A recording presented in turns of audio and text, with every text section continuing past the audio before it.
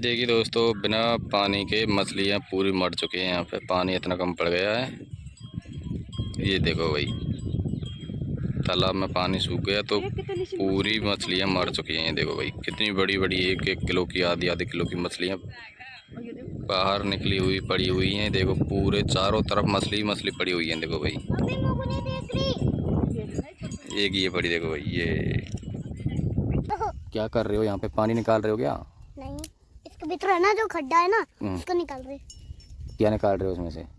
खड्डा खाएं निकल जाएगा ना।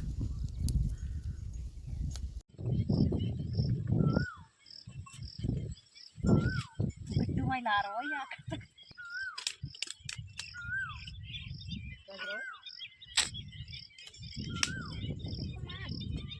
लग जाएगी एक दूसरे का पसंद में, और इतनी बुरी लगेगी, बहुत बुरी।